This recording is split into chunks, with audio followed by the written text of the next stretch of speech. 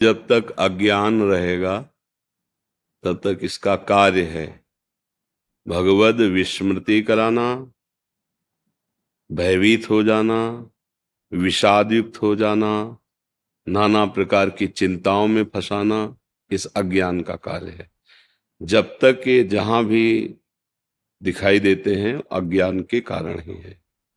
जब हमें विश्वास है कि भगवान है, जब हमें ये विश्वास है कि भगवान बहुत करुणामय है, जब हमें विश्वास है कि हम भगवान की शरण में हैं, जब हमें ये विश्वास है कि भगवान अपने शरणागत का अमंगल नहीं करते, मंगल भवन है, फिर हमें घबराने की क्या जरूरत है।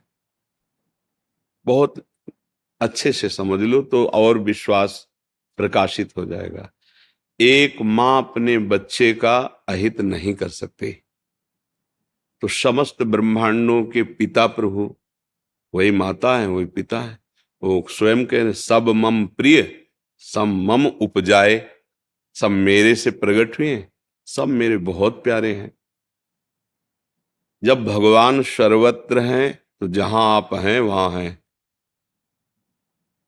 बात मानते हैं आप? जब भगवान सबके हैं तो हमारे भी हैं। जब भगवान मंगल भवन है तो उनका कोई भी विधान अमंगल नहीं कर सकता। भगवान सर्वशक्तिमान है, उनके होते हुए महान ऐश्वर्यवान है। ये मुझे दुखद परिस्थिति प्राप्त हुई है तो जरूर कोई न कोई इसमें मंगल विधान है। हमें दिखाई नहीं दे रहा, हमें लग रहा है कि यह अमंगल है, पर वो है मंगल विधान। परिणाम में जब आप देखेंगे तो आपको मंगल, क्योंकि आप भगवद आश्रित हैं, तो आपको मंगल समझ में आएगा। देखो, रोग हो जाना, धन नष्ट हो जाना, शरीर का कोई अंग भंग हो जाना, या कोई ऐसी बाहरी परिस्थिति बिगड़ जाना, ये हमारे बहुत जन्मों से कर्म है, शुभ और अशुभ। और भगवान का विधान है जो शुभ अशुभ कर्म है वो आपको भोगने पड़ेंगे। भगवान का विधान अवश्य में हो, मतलब निश्चित भोगने पड़ेंगे। फिर भजन का क्या प्रभाव रहा? अगर हमें भोगने ही पड़ेंगे तो आशीर्वाद संतों का क्या रहा? भजन का क्या प्रभाव रहा? भोगने तो पड़ेंगे ही ना। उसको अच्छे से समझो। पूरा स्टॉक लगा हुआ है संचित कर्म का। भजन से, संतों के वचनों का पालन करने से, गुरुजनों की वाणी का पालन करने से पहले वो भस्म होगा जो आपका संचित जमा है। अभी वर्तमान में जो आपके कर्म हो रहे हैं इनमें सुधार होने लगेगा। इनमें जो गलतियां हो रही हैं, क्योंकि आप शरणागत हो, तत्काल आपको दुख होगा, जलन होगी, उतने में ही क्षमा कर दिया जाएगा। अब जब शरीर रचना हुई थी तो उसके साथ पूरे जीवन में निर्णय कर दिया है, इस वर्ष में इतना दुख, इस वर्ष में इतना सुख, ये रोग इस अवस्था में, इस अवस्था में ये विपत्ति, वो पहले से रच गई है। भगवान उस विधान को नहीं काटेंगे। जो कानून हमारे देश का बना हुआ है, ये नहीं कि आप बहुत बड़े पद में हो तो उस कानून को आप मिटा दें। अगर कहीं विशेष पदाधिकारी राष्ट्र का जो है, अगर उससे भी गलती हो जाएगी और न्यायाधीश साबित होने पर उसको भी दंड दे सकता है, क्योंकि कानून नहीं मिटा सकते आप, कानून को आप नष्ट नहीं कर। तो भगवान का बनाया हुआ कानून है, शुभ अशुभ कर्मों को आपको अवश्य भोगना पड़ेगा। भजन और संतों की कृपा का प्रसाद, जो आपका संचित कर्म है वो भस्म कर दिया गया। जो आगे नवीन कर्म हो रहे हैं जिसे क्रियमाण कहते हैं, उनमें सुधार हो, और जो गलतियां होंगी उनको बहुत कम कष्ट वर्तमान में ही देकर, उसे लिखा पढ़ी में नहीं डाला जाएगा, वर्तमान में ही भुगता दिया। अब जो शरीर की रचना हुई है वो भोगना पड़ेगा। तो भजन का फल ये होगा कि आप धैर्य पूर्वक उसे भोग सकते हैं, आप आनंद पूर्वक भोग सकते हैं। यदि बहुत बुरा प्रारब्ध, जैसे इसी शरीर का है, बहुत बुरा प्रारब्ध है, ये अगर हम प्रियाजू की शरण में ना होते, अगर हम भजन ना करते होते, तो यही रोग हमारी दुर्गति कर देता। मतलब हम डिप्रेशन में होते। कब तक झेलेंगे? कितने प्रश्न? कोई प्रश्न नहीं है, कोई शिकवा शिकायत नहीं, कोई चाह नहीं। अभी शरीर छूटे या 10 वर्ष बाद छूटे या 10 मिनट बाद छूटे, उसके लिए एकदम तैयार है। क्यों? क्योंकि प्रभु का आश्रय लिया, जो बना उनका भजन किया, तो उनकी कृपा से बल आ गया सहने का। हर परिस्थिति में एक आनंद बना रहता है। ये अंदर की बातें बताई नहीं जाती। कष्टप्रद परिस्थिति, डायलिसिस में बहुत ही कष्टप्रद ये प्रक्रिया है, जब पूरा शरीर रफ्तार से खून निकलकर मशीन में जा, हर नस नाड़ी पीड़ित होती है, लेकिन इधर कष्ट हो रहा है बाय और उधर आनंद हो रहा है। एक अद्भुत आनंद, एक अद्भुत शीतलता, एक अद्भुत, मतलब उसका वाणी से वर्णन नहीं।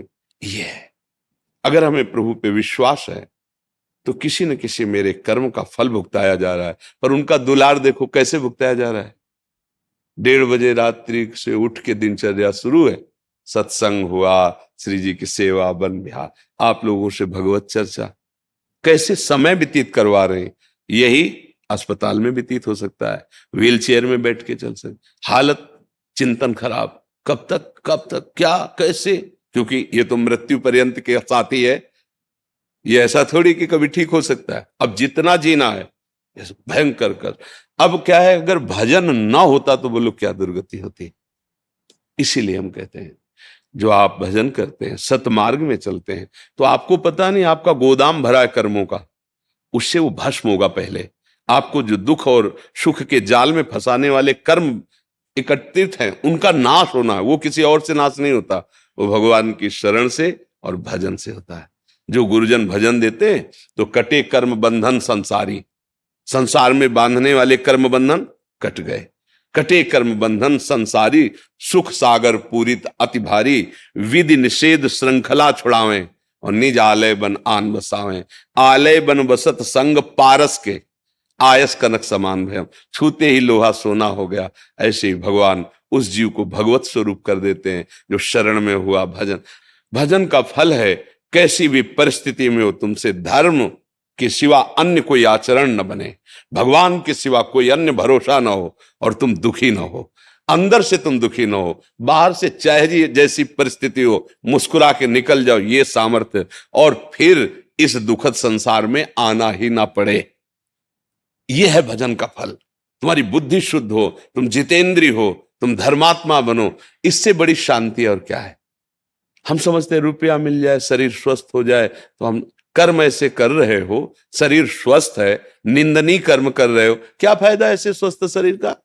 खूब रुपया है, गंदी जगहों में खर्चा कर रहे हो, गंदी आदतें, बड़ा क्या फायदा ऐसे रुपया का। पूरा जीवन पशु की तरह व्यतीत कर रहे हो, दूसरे का मांस खा के, शराब पी के, व्यभिचार कर, क्या ऐसा जीवन भैया। अगर धर्म से चल रहे हो, भले सूखी रोटी खा रहे हो, तो आपका आगे जो भविष्य आएगा बहुत प्रकाशमान होगा।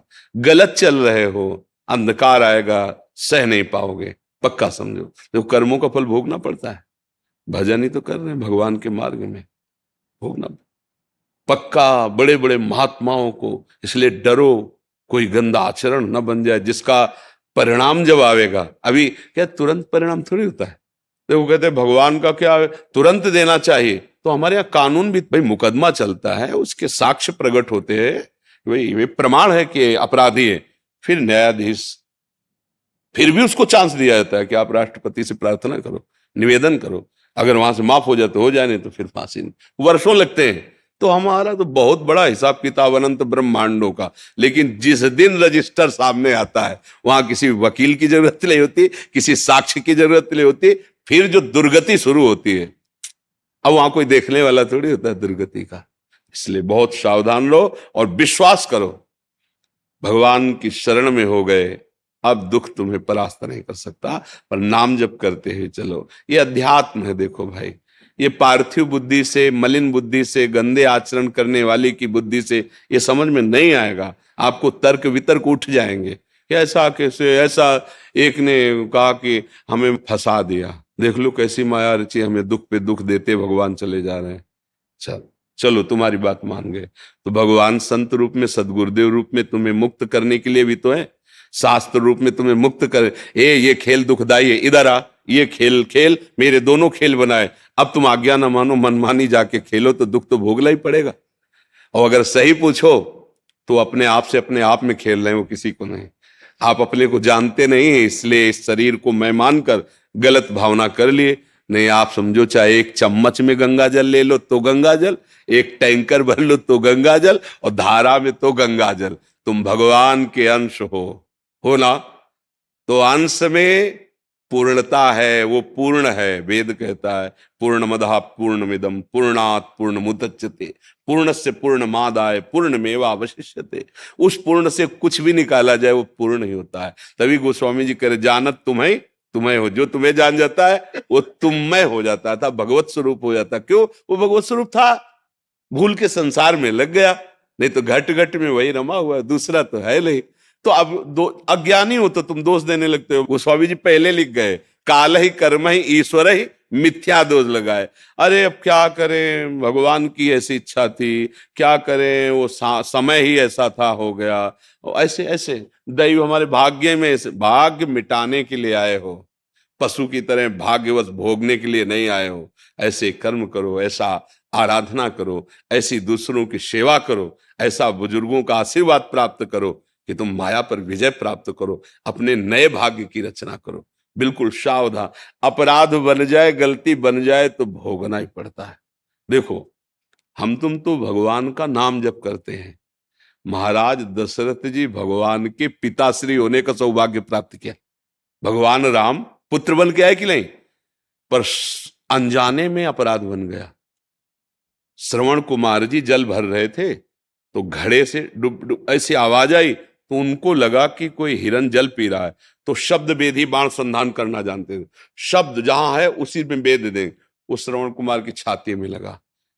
जब वो हा ऐसी आवाज, उनको लगा है तो मनुष्य की आवाज है। नजदीक गए तो देखा ब्रह्मचारी भेष, तपस्वी भेष। वो घबरा गए एकदम, क्योंकि उनका कोई ऐसा लक्ष्य नहीं था ना। अचानक ये गलती हो गई। उनको गोद में लिया, बाहर निकाल के लाए। कहा आप चिंता मत। बोले चिंता नहीं, तो प्राण जा रहे हैं। सीधे हृदय पे लगाए, एक बात की चिंता है, मेरे माता पिता वो कांवर में बैठे हुए हैं, वो प्यासे हैं, आप पानी पिला देना। दशरथ जी की तो हालत था कि ऐसा कैसे अपराध बन गया, बड़े विकल हैं, अनजाने में अपराध बन गया। नजदीक गए, अब उनके तो प्राण निकल गए। श्रवण कुमार के जल लेके गए, तो उनका बेटा इतना विलंब क्यों हो गया? बोले नहीं, हिम्मत नहीं थी बोल। तो बोले बेटा आज तक तुमने कभी अवज्ञा नहीं की, मैं पूछ रहा हूं फिर बोल क्यों नहीं रहे? क्योंकि वो माता पिता के अनन्य भक्त थे, जैसे भगवान की आराधना ऐसे अपने माता पिता किया। तब कौन हो तुम, बोलते क्यों नहीं? मेरे श्रवण कुमार नहीं हो सकते तुम? तो उनका हाँ मैं श्रवण कुमार नहीं हूं, मैं चक्रवर्ती सम्राट अयोध्या नरेश दशरथ हूं। तो मेरा बेटा कहाँ है? अब मेरे से गलती हो गई, वो अंधे थे, अब मेरे से गलती हो गई। मुझे शब्द वेदी बाण संधान करने का ज्ञान है। वो जल भर रहे थे, मुझे ऐसा लगा कोई हिरन जल पी रहा है, बाण संधान, वो मृत्यु को एकदम विकल। आप पानी पी लीजिए। दशरथ जी ने कहा पुत्र का हत्यारा और उससे हम पानी पिए? नहीं महाराज, मैं अपने प्राण त्यागूंगा, क्योंकि आंखें हैं नहीं और वो हमारी भगवान की तरह आराधना ऐसा दूसरा कोई कर नहीं सकता, मेरे प्राण ही निकलेंगे। पर जैसे पुत्र वियोग में मैं मर रहा हूं, ऐसे आप भी मरोगे। और उन लोगों ने शरीर छोड़ दिया। देखो भगवान पुत्र बनकर आए लेकिन इसको नहीं मिटाया। दशरथ जी को वैसे ही तड़प तड़प कैकेयी जी के हाथ जोड़ रहे हैं, पैर पड़ रहे हैं कि राम अगर वनवास गए तो मैं मरूंगा, मैं राम के बिना जीवित नहीं रह सकता, तेरे हाथ जोड़ता हूं, भरत को राजा बना दूंगा, राम जी को अयोध्या में नहीं रहने दूंगा, गुरु जी के घर में रख दूंगा, पर उनको वनवास बस एक बार देख लिया करूंगा, जीवित रहूं, मान जाता हूं। तड़प तड़प करके प्राण त्याग दिए। ये देखो एक कर्म जिनके भगवान पुत्र बन करके आए, नहीं हटाना। इसलिए होश में हम तुम तो क्या है, वो जिनके भगवान पुत्र बन गए, जिन सही भाषा में कहे तो जो भगवान के बाप बनने का सौभाग्य प्राप्त किए, उनका भी नहीं मिटा। तो इसलिए हम लोग बहुत सावधानी से कर्म करें, कोई अपराध न बन जाए, कोई ऐसी गलती न बन जाए, और भगवान का भरोसा रखें तो पीछे के सब भस्म हो जाएंगे। आगे जो हमारे नवीन कर्म है, सुधार सावधानी से करेंगे तो अपराध नहीं बनेंगे। जो शरीर रचना के समय कर्म का हिसाब दिया गया उसे राधा राधा कह के भोग लेते हैं और भगवान की कृपा को प्राप्त होते हैं, भगवान के समीप चलते हैं। बकाया ये जैसे मलिन बुद्धि से तर्क वितर्क, ऐसा क्यों वैसा, ये सब नहीं है। तुम समझ नहीं पाओगे, ये अध्यात्म है। जब तक भजन नहीं करोगे, पवित्र आचरण नहीं करोगे, तो आध्यात्मिक की बातें समझ में आ जाएंगी क्या?